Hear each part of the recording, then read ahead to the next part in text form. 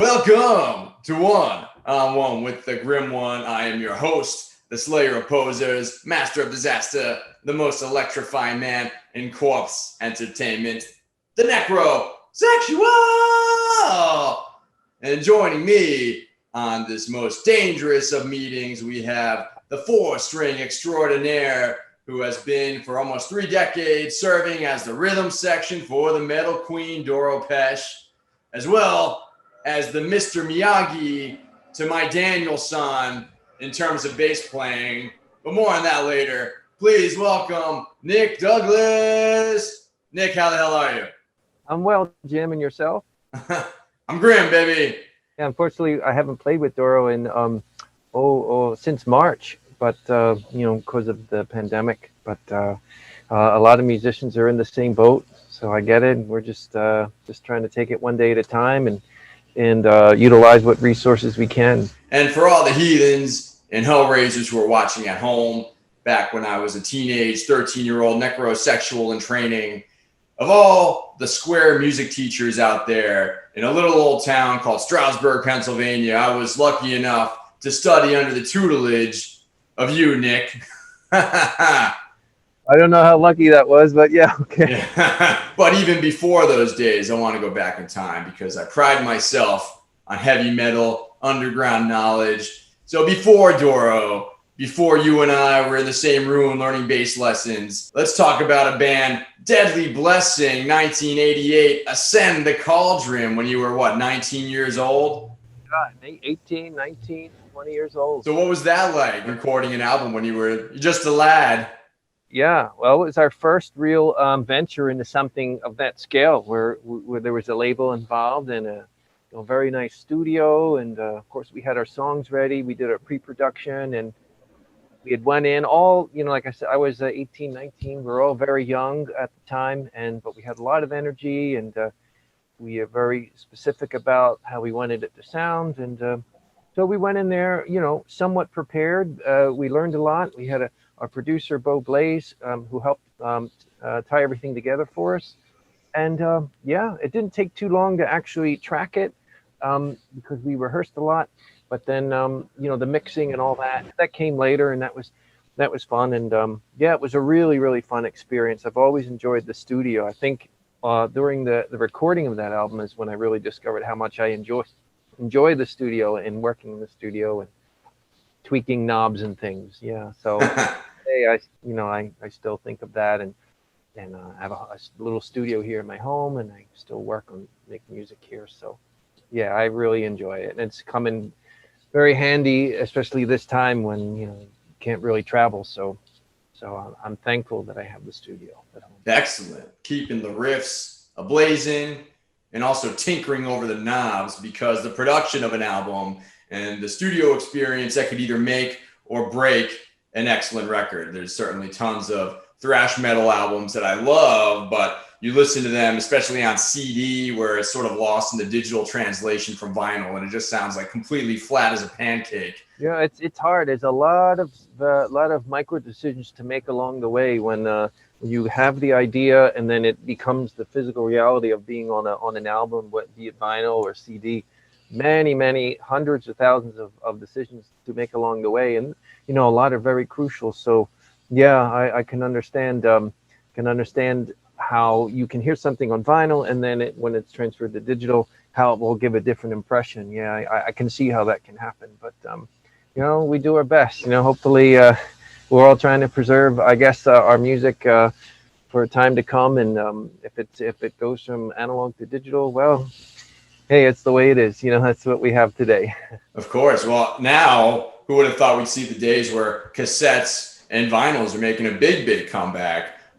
Personally, I would love for CDs to make a comeback because that's what I have the most of, and a ton of necrosexual CDs just waiting around. But vinyl and cassettes, it's like they can't print them fast enough. So it's cool to see that people still have an appreciation for physical media in what's argued, especially on vinyl, the optimal listening experience. Yeah, vinyl sounds great. So do cassettes. They really do. I listened recently after a very long period of not listening to them, and I missed how they sounded. I was in the car. I was listening. We have a cassette player in our car, so Yeah. So you talked about the production and how much you enjoyed the studio with Bo Blaze for Deadly Blessing. Where was that recorded? it was largely recorded in right in Philadelphia at the warehouse Ah, at the time. I think it's not there anymore, or it's not called the warehouse anymore. But it was mostly recorded there. Yeah. when did you make the decision that you wanted to be a lifer in terms of being a rock and roll musician?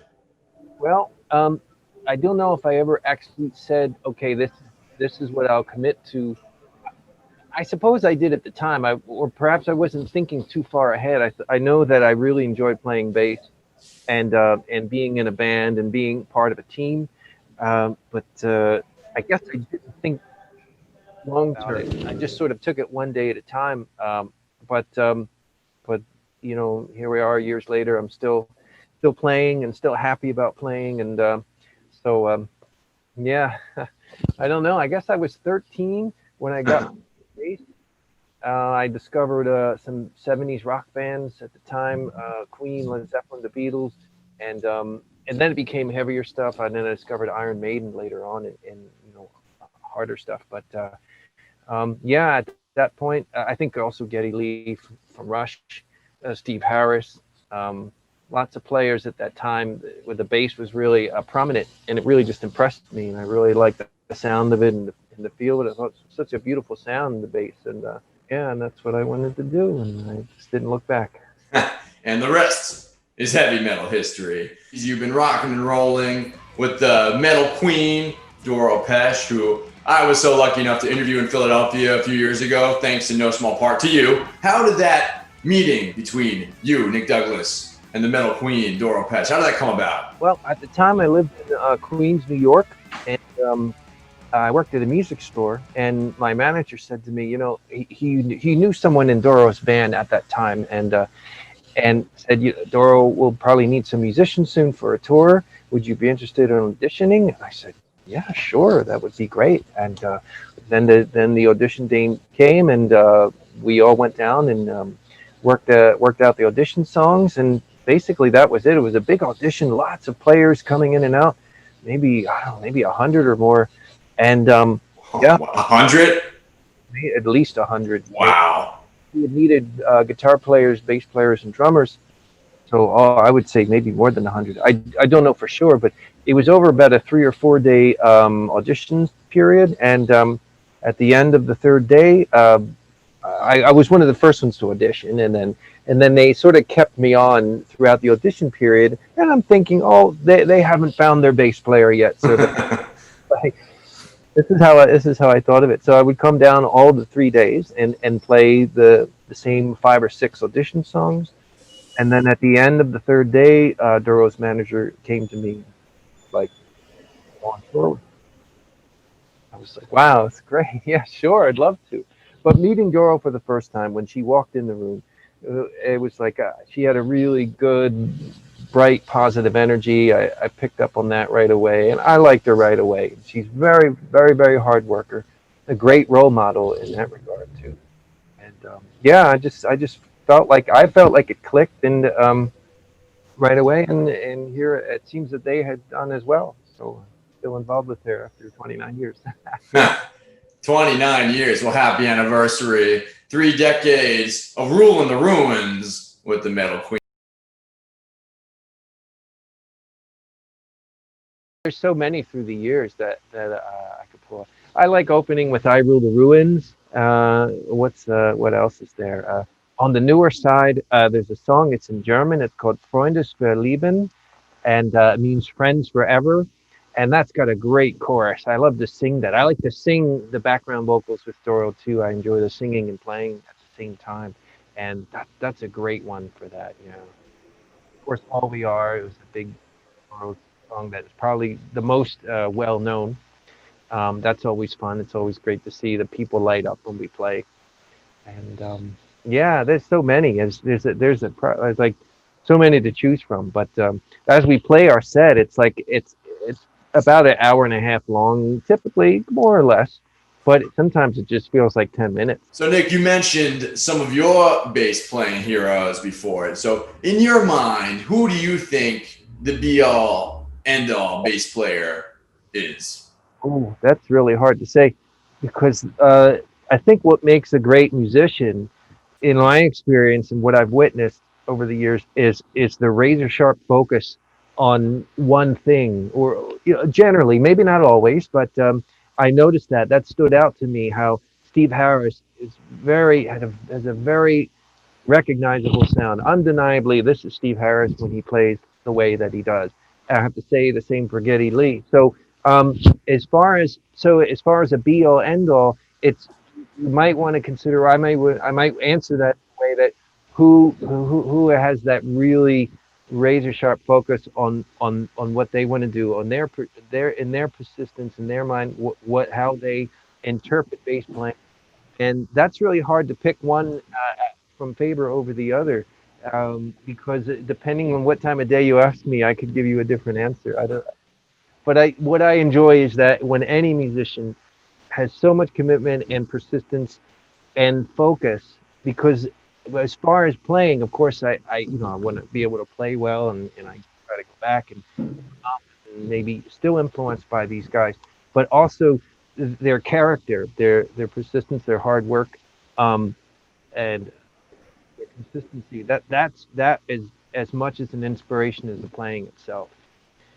So yeah, it's really hard to pull one out. But I guess if I can sort of give you a sideways answer, not being able to give you a direct, concrete answer, I'd have to say that it's that the persistence, the commitment, and the focus on whomever through the person, through the performer.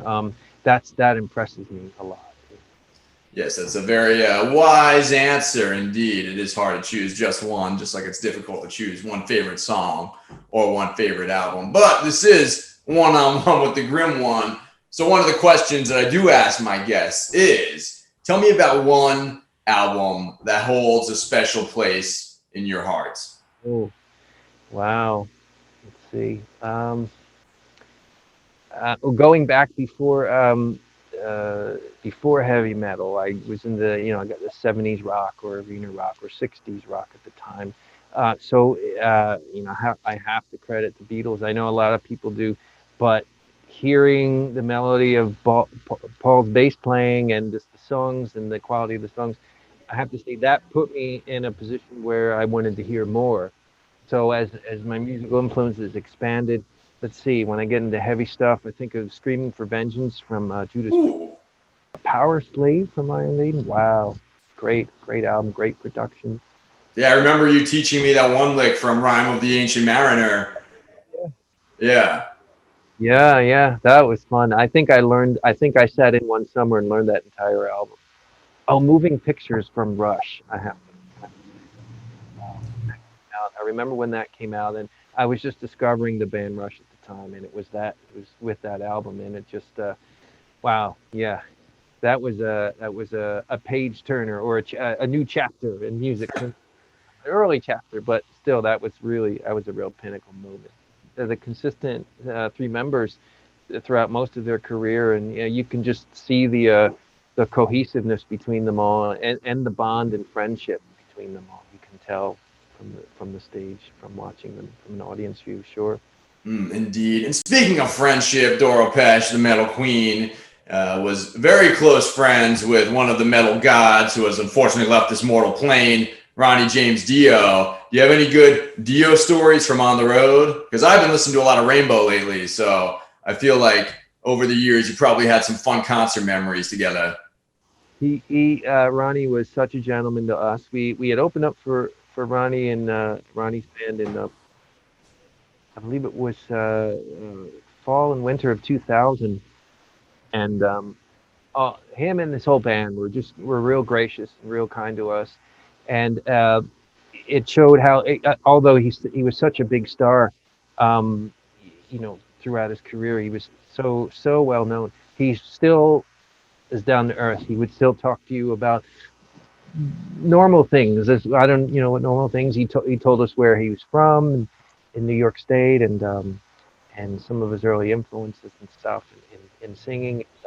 Yeah, he was very approachable, very gentlemanly, very kind, and so once we got to know him, it was we'd see him in the morning or during the early part of a touring day, and it was okay to greet him and say hello, and yeah, he was very approachable in that way. So that is another, I would say that that kind of personableness is another kind of good influence on me. Something I've learned when I meet some of the stars like Ronnie. That it's like, wow, he's still the man. He's still a guy. He still has his things. His ups and downs. He still has his life, and he still can talk to you in plain English. It's not.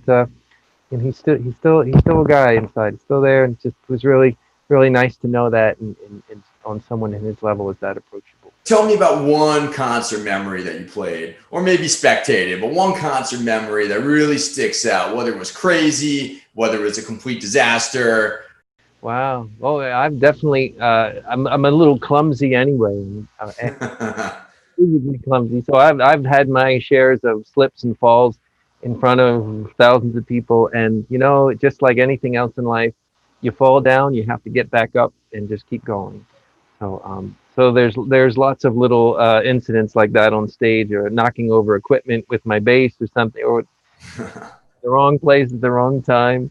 Oh, there's a slew of those memories. But as far as a good fond memory, a fairly recent one too, is playing at the Wacken Festival with Doro, and I guess this was 2017 or 2018. Um, and the guys from oh man, we played Ballroom Blitz with the guys from the Suite, and that was, I kind of grew up with that song, so to be able to play that with the actual musicians who wrote it and who perform it, wow, that was fantastic. Yeah, that was great to be able to do that at the Wacken crowd. Wacken draws quite a lot of people. I think 80, 90,000. I'm not sure exactly, but quite a crowd from all over the world.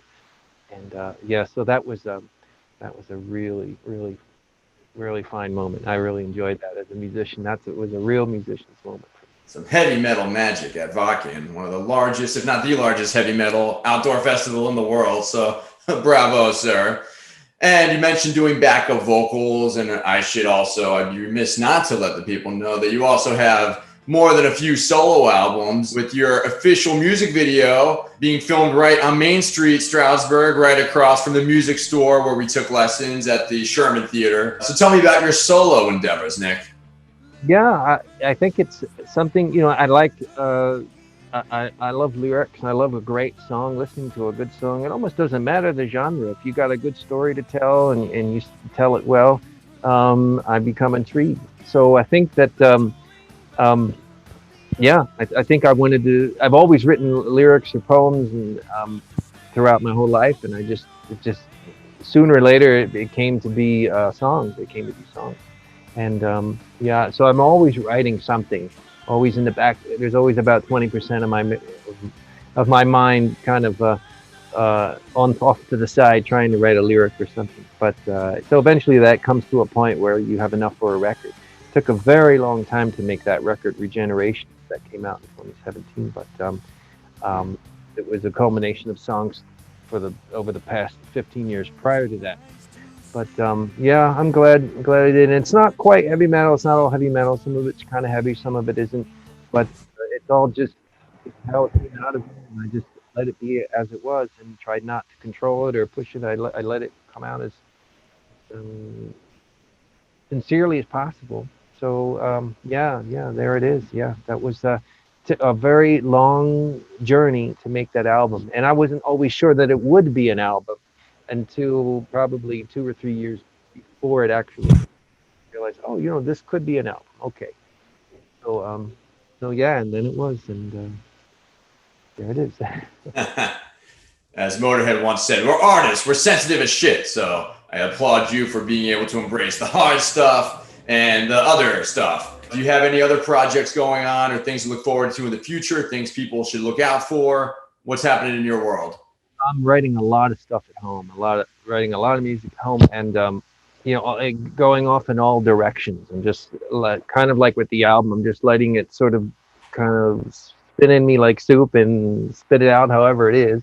And so I'm writing for Doro as well, and just writing in general, and trying to co-write with other songwriters to get other influences, and just keep that rejuvenating essence of writing and being creative, trying to keep that going every day. And I've got a full plate of things to finish, so I'm glad for that. It's keeping me busy, and I'm thankful that I have things to wake up every morning and go to into the studio and work on. And how am I going to do this today? What am I going to do with that sound or this sound? And yeah, so that's inspiring in itself. I would love to be outside and be performing, but because of some airline restrictions and some other countries' restrictions of being allowed into the country, how they accept you or not accept you into the country. That's sort of been it's been holding me back from getting to be with the Doro camp. But so in the meantime, I just try the other realm of creativity, and that is just to write songs, just to keep writing. And the time is here to do it. So just collect as many ideas as I can. What do you want to say to all the heavy metal heathens and hellraisers who are watching or listening at home? Well, I guess what I would say to anyone during this time is to just our patience is being tested these days, and just hang in there, and take it one day at a time. Try not to look too far ahead or think too far ahead of things. Try what can you do on this day? What's the best you can do on this particular day? And try not to worry so much about tomorrow or next week or the next month, coming months. Yeah, and just keep if you have time to focus on a hobby or something you enjoy, something creative, or just put some good out there in the world. Just take it one day at a time, and don't get too down. Or I know it's easy to do, but yeah, one day at a time. We'll get through it. Day by day, listen to the man, the rhythm section of Doro Pesch. Hey, thank you, Nick Douglas, for going one-on-one with the Grim One. I hope to see you on stage or at some point real soon. Stay heavy, pal. Thanks for today.